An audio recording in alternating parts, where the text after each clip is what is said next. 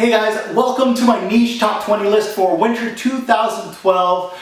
This list, always the most fun for me to compile. Winter is my most fragrant season. I love when winter starts coming around in Canada. You're looking at -5 Celsius, right up to -40 Celsius degrees out here in Canada. And you can definitely wear your big, bold fragrances. These things are pungent, sometimes even downright rude if you start wearing them in the fall or spring. So sometimes these just are only winter-based fragrances. You gotta wait till it gets cool outside. So these fragrances, my designer top 20 list for 2012, my Sweet Tooth kind of came out. I told you guys that if you watched that video.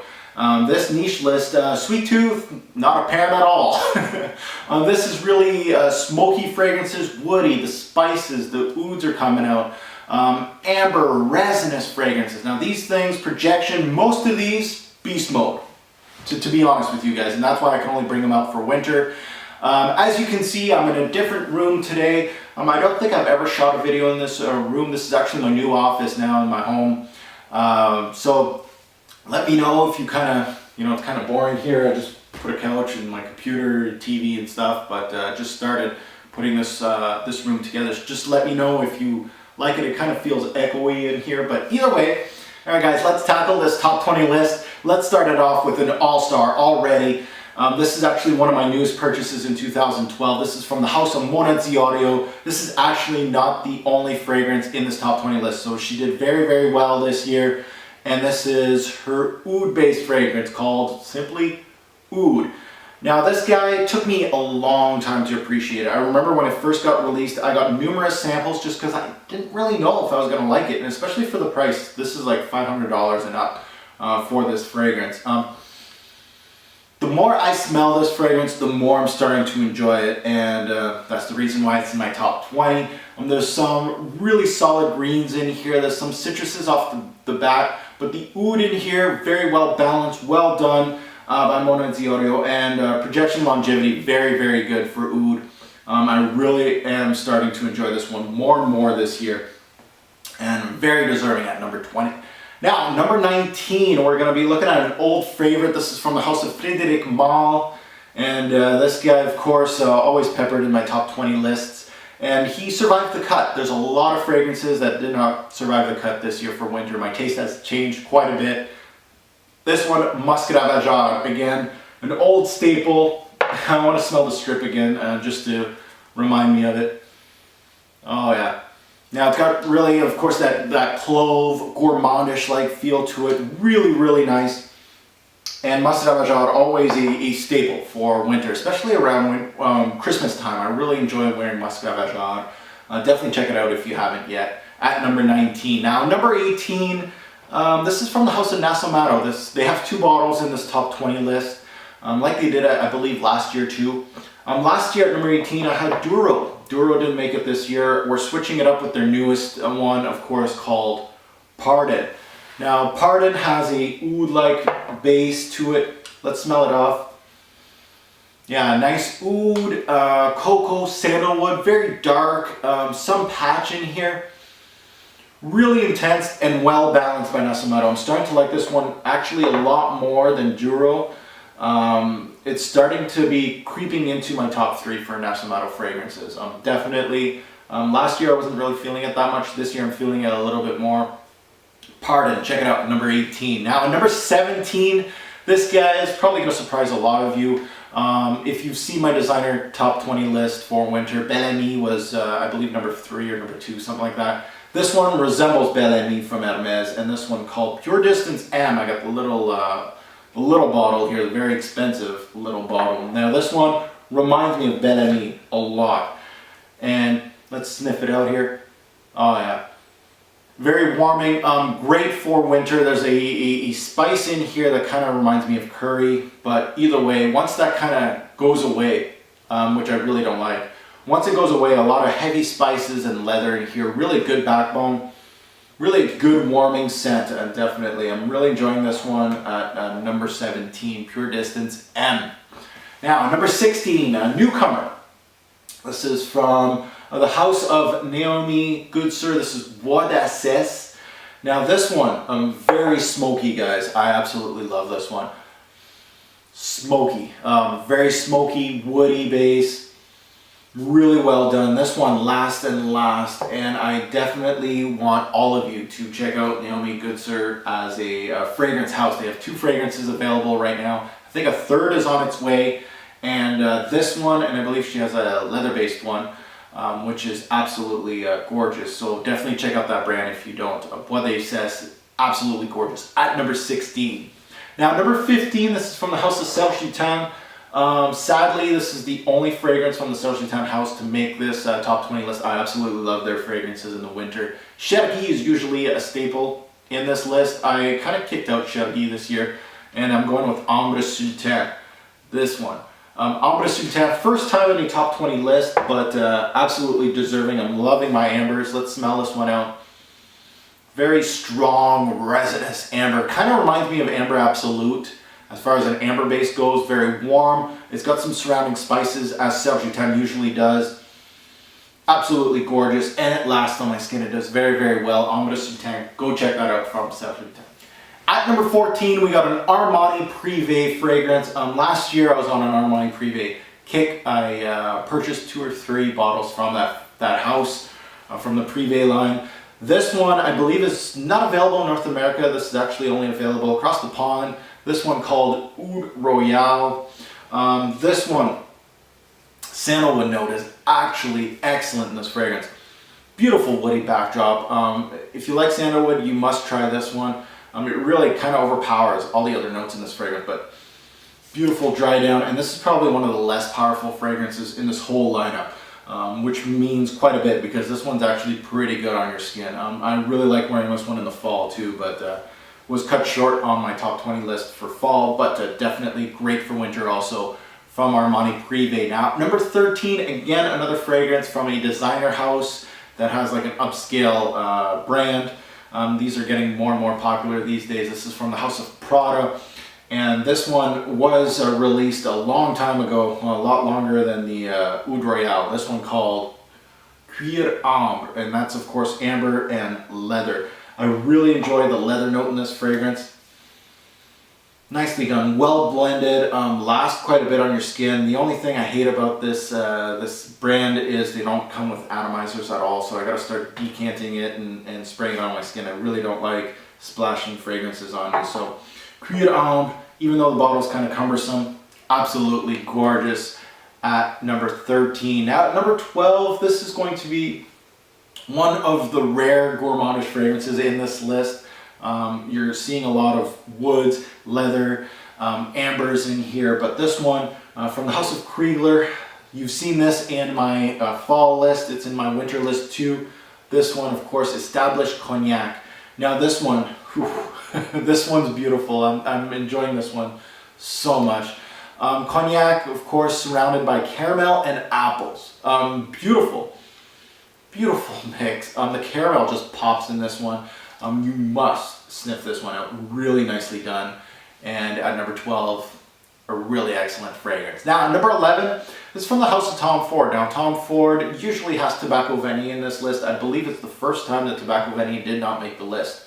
I'm changing it up. This one, of course, Amber Absolute. I believe it's its first time in one of my top 20 lists. Amber Absolute, absolutely gorgeous from the House of Tom Ford. Again, a power fragrance, amazing amber. This one may be just a little too much for people, really resinous amber. It might be a little too much for some noses, but in the winter, especially in these heavy winter days in Canada here, this one is absolutely amazing at number 11. Now, at number 10, this is again another newcomer from the House of Profuro, Roma. This one called Arso. Now this one, some say this is basically a Christmas tree on fire. Well, yeah, basically smoky wood. Smells like a pine tree going up in smoke. Oh yeah, absolutely gorgeous. You can smell the pine needles, you can smell the greenness, the woods, and you can smell lots of smoke. It basically is a pine just going up in smoke. Beautiful done, beautifully done by them. Absolutely gorgeous fragrance. Arso, check that one out. And of course, slot number 10. Now, number 9, this one from Olivier Durbano. This is a new fragrance to my stable. This one called Black Tourmaline. Now this fragrance, this stuff is crazy. Now Black Tourmaline, let's sniff this one out. Smoky also. Yeah, great smoky scent. There's some pepper, there's some leather, some incense. These are your major players in Black Tourmaline. This stuff is absolutely bonkers on my skin. Longevity and projection, absolutely great. Very dark fragrance, really, really nice. At number 9, beautiful. Let's take a look at number 8. This is from the house of Amouage. They had several fragrances gunning for this top 20. I believe I had 3 or 4 last year. I believe Memoir, Epic, Jubilation 25, and Reflection Man were all in last year's list. A lot of them got cut. We only got 2 left. They're both in the top 10, so they did, again, excellently. I'm going into the older Amouage fragrances. I know Interlude's getting a lot of love right now, but this one right here at number 8, Epic Man. This is basically the forgotten Amouage, always. People are talking about Interlude, Memoir a lot right now. The new Beloved is coming out. And of course, Jubilation 25 is getting lots of love, but this guy, Epic, is named aptly. Incense-based fragrance, as most Amouages are. Their frankincense and fragrances is absolutely stunning. There's spices, there's oud, there's wood in this fragrance. Absolutely blended masterfully by Amouage, and longevity and projection is bonkers. I think this is probably the most crazy Amouage as far as longevity and projection goes. Epic is epic. Now let's tackle my leather-based fragrances. We got 3 in a row here, so saddle up. I love leather-based fragrances. It's no secret. These 3, absolutely gorgeous, and that's the reason why they're in this top 10. Let's tackle number 7. Number 7 is from the house of Xerjoff. This is probably the most priciest juice in this whole list, but again, price is not a factor. It's not going to be number 1 because it's the most expensive. This guy called Xerjoff. Now this fragrance, whew, beautiful leather note. Oh yeah, beautiful. Big, bold, and also smooth leather, almost a suede-like leather with a big, bold, smoky leather. Both balanced together really, really well. This one lasts well over 7 to 8 hours. Beautiful leather note in this fragrance. It really does remind me of leather in an expensive car, like leather seats that you just bought at a Lamborghini, a Ferrari, whatever. The leather in there, very, very nicely done by Xerjoff. Now let's take a look at number 6. Number 6 is from Christian Dior. This one, of course, my favorite from their Privé or high-end line. This one called Leather Oud. Now leather oud, a great balance of leather and oud, but really mostly leather in this one. There's an animalistic touch in this one that a lot of noses will not like. Me, oh, I love it. Oh man, a good dose of civet I believe in here, and absolutely gorgeous leather animalistic oud-based fragrance from Christian Dior. A must sniff, especially for someone that wants something a little different. You gotta check that one out, Leather Oud from Dior. Alright, let's round out. Let's take a look at number 5 actually, my top 5. Now at number 5, another leather-based fragrance. This is from the house of Mona Diorio, my favorite from her. Always been, always will be. This one right here, of course, called Cuir. This one, very bold, very bold. I have a hard time wearing this in the fall. I almost have to wait till winter just to wear this. But very bold, smoky, leather-based, with again a little animalistic touch. I love that animalistic touch in fragrances right now. And this one, really, really good. I love this one at number 5. Now number 4, this one was in last year's list, top 5 I believe also.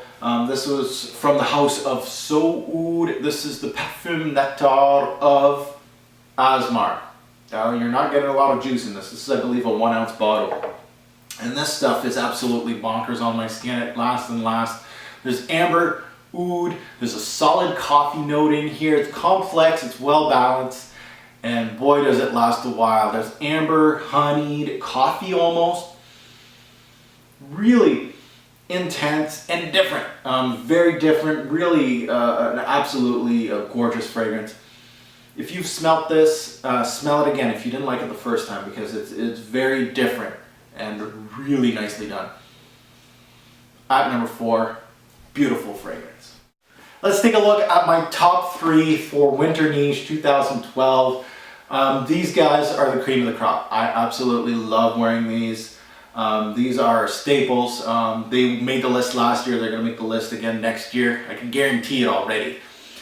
This one, number 3, I believe was number 2 last year. This is from the House of Histoire de Parfum. This is my favorite from them. This is from their line Edition Rare. This is Abraham. Now if you haven't smelled this, smell it. This is, man, amber, animalistic. There's a little bit of honey. There's some sweetness in here. This one's bold. This is very nice. There's a huge castoreum note in here, animalistic of course.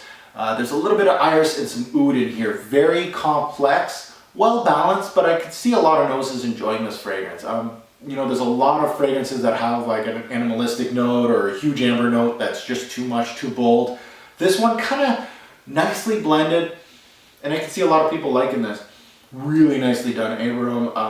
Wow, I love that fragrance. Now, number 2, I think it was number 3 last year, so as you can see, these are interchangeable. At number 2, this is from the House of Nascimato. You guys know this one. One of my favorites of all time. Black Afghano.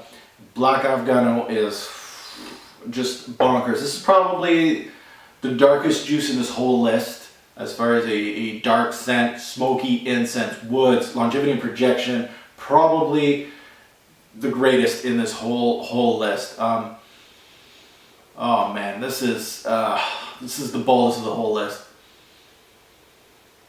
It really is probably the most unique and darkest of this whole list. Beautiful Black Afghano. I just can't say enough about it. It's absolutely gorgeous. Now, number one, I think this is its 3rd year in a row. It's from Amouage. This is my small bottle of Jubilation 25. I'm putting a dent in it slowly. Jubilation 25, 3rd year in a row as my number 1. Finally getting some praise. Finally, I'm not the only YouTube reviewer talking about this fragrance. Took a while, but the thing that really attaches me to Jubilation 25 is the complexity of it.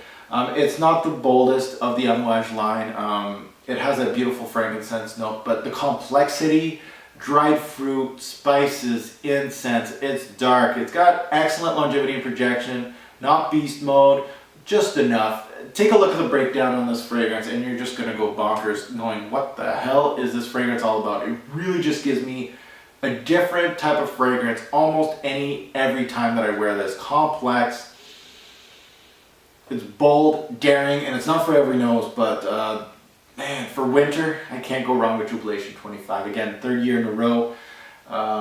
Absolutely gorgeous juice. So guys, hopefully you enjoyed my top 20. Keep it fragrant. See you.